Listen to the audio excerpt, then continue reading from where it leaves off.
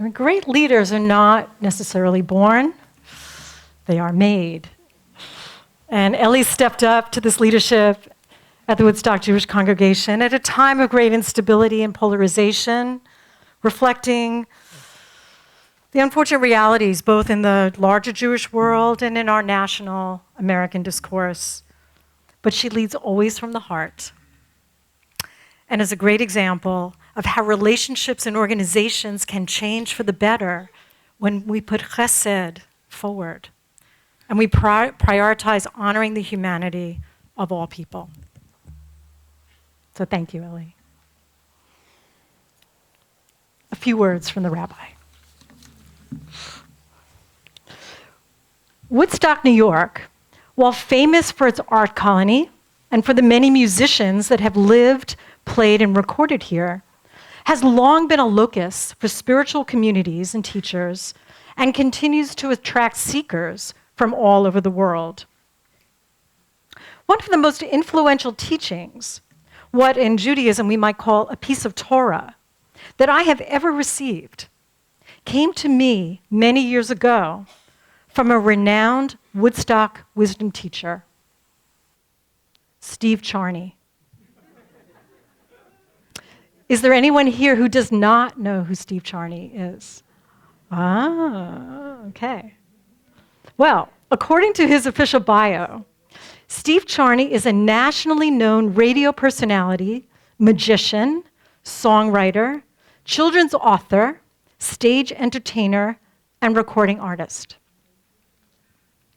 Some here may remember his radio program, Knock on Wood. It was produced and aired locally on WAMC and syndicated, reaching many other radio stations around the country. Besides being a rare radio show that was meant for an audience of children, the show also served as a unique resource for learning about the history of American comedy. The show consisted of live original bits and skits interspersed with recordings from Charney's extensive library of 20th century comedy albums. But in addition to the radio show, Steve was a frequent children's street performer in the 1990s at the time that I was raising my daughter, and we were fans. Though Charney mostly performed as a ventriloquist with his dummy sidekick, Harry, the piece I would like to reference did not, as I remember, include Harry.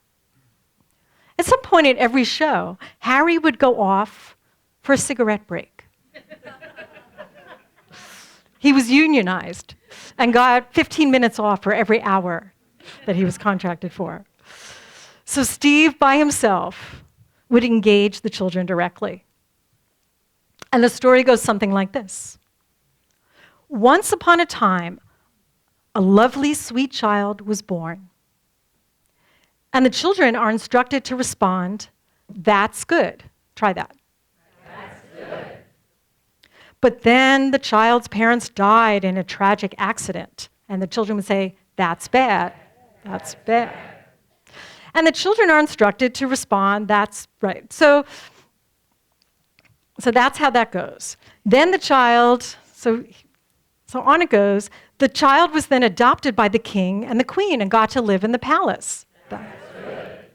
But one day, while playing in the forest, the child fell into a pit. But there were some ropes, and the child was able to climb out. And then the story shifts. Once upon a time, there was a tiger.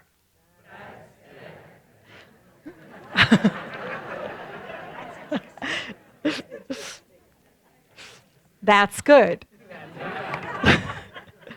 But the tiger was captured and had to live in a cage at the zoo. But then the tiger escaped. But one day, the tiger got lost in the forest. Okay, you get the idea. So the story goes on alternating between the child and the tiger, and eventually, a hungry and frightened child, who now somehow has a gun, is wandering in the forest and meets up with a hungry and frightened tiger. Who will prevail? And the children listening who've been participating in the story find themselves with an existential dilemma. And that's good.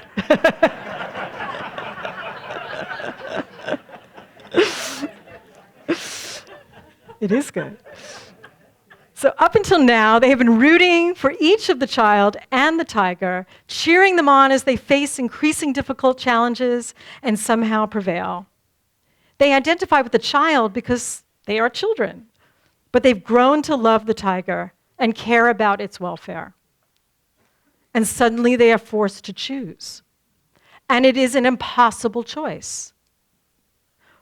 What is good for one will necessarily be bad for the other.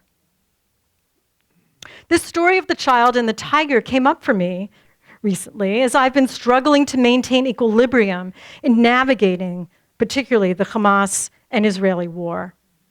Is it possible to love Israel and Israelis and care about their well-being, and also love Palestinians and care for their well-being? Does one people have to be destroyed for the other to thrive? In today's Torah portion, we read about Sarah's insistence that Abraham expel Hagar from the camp, sending her and young Ishmael out into the wilderness to fend for themselves. How could she exact such cruelty? And why would God insist that Abraham go along with it? Normative Torah commentary can be so eager to justify Isaac's supremacy that we miss a deep lesson in the story.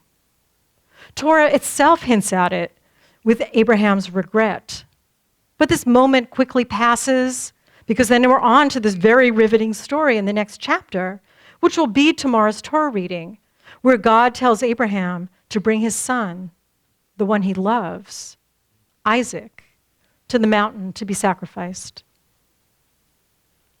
Does Abraham not also love Ishmael? Was not Abraham sending Hagar and Ishmael into the wilderness also a sacrifice? Can we accept the banishment of Hagar and Ishmael without condemning Sarah and ultimately Abraham? Does God not also hear Shema, the cry of Ishmael, right? And respond with chesed, with loving kindness? Do we have to choose between the child and the tiger? Do we have to reject Ishmael to elevate Isaac?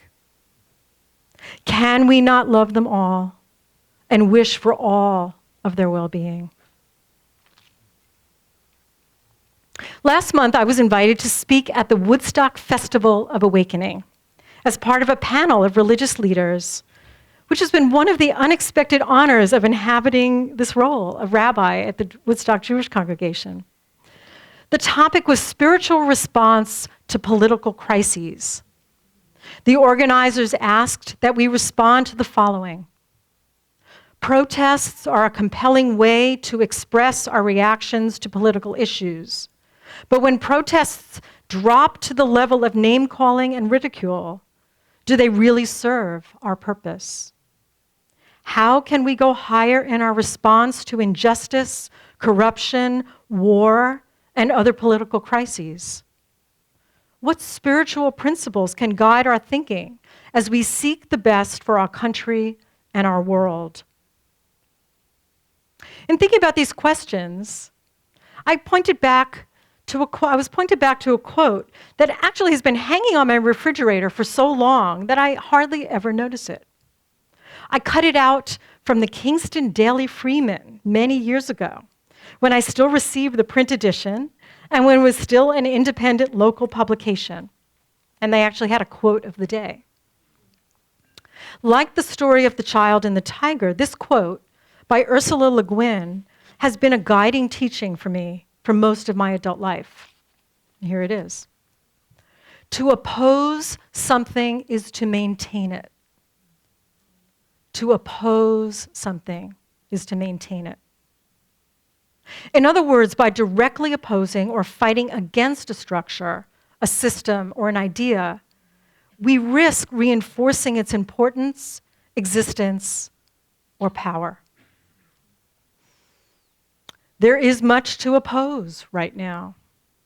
Whether it is the tightening fist of the Trump administration and the Make America Great zealots, with increasing threats of censorship, the sanctioned terrorization of immigrants, both documented and undocumented, the military invasion of American cities by the federal government, the dismantling of medical, scientific, and intellectual infrastructure, a renewed assault on the environment for the sake of artificial intelligence and Bitcoin.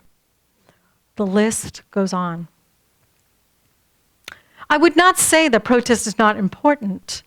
It is very important. And in these days, we should be prepared that protest may become more dangerous in the immediate future. But we must open our minds beyond binary thinking to an understanding that knows what we wish to head toward. It must be part of a larger creative project with a plan for building the world we envision. Olam chesed yibaneh. Let's build a world of love, of chesed. In times of extremity, and it seems we may be in a time of extremity, we do not have the luxury of complacency. We must grapple with the severity of the situation and place ourselves within the conversation. But as our teacher, Steve Charney, instructs, it might be more than our limited mind can comprehend, that our place is not to choose either or, but actually both and. Tomorrow, when we read about the binding of Isaac, we grapple with Abraham's willingness to follow God's command to take that beloved child to the mountain. In doing so, Abraham, as the quintessential person of faith, demonstrates his willingness to enter into this paradox. God has already promised him that Isaac will be the progenitor of a new people. Abraham does not question God, does not rebel, does not judge. Abraham acts. He knows that Isaac will be the father of generations, and so perhaps he goes along on this journey with curiosity. How is God going to pull this off? I sacrifice Isaac, and he lives to be the father of a people. How's that going to work? We are on another edge in the history of Jewish identity and practice, with a pendulum swinging between 20th century European genocide of Jews as victims and, unfortunately, what may ultimately be inscribed in the history books as the 21st century of genocide with Jews as perpetrators and Americas as cheerleaders and enablers. And if this is so, who are we now? I am not ready to cede Judaism to the zealots and the authoritarians, just as I am not ready to give up on America as a pluralistic, multiracial, multi-ethnic nation, welcoming all who wish to live here. Born and raised in the United States, I appreciate the freedom and creativity of Jewish thinking and practice that has blossomed here in the wake of the Holocaust. Experiments and innovative practices of Judaism have restored a spiritual center that was missing from much of mid-20th century American denominational Judaism. And these are innovations that have made this congregation possible, emerging from this great American experiment of our political, our religious, and our cultural coat of many colors. May we together envision and build a Judaism that honors both of our ancient wisdom and our vision for a future of love and compassion for all people, that we continue to honor and respect the stranger among us, and that we treat each other with the best of ourselves, with love and compassion, with peace and understanding. May it be so. Thank you so much.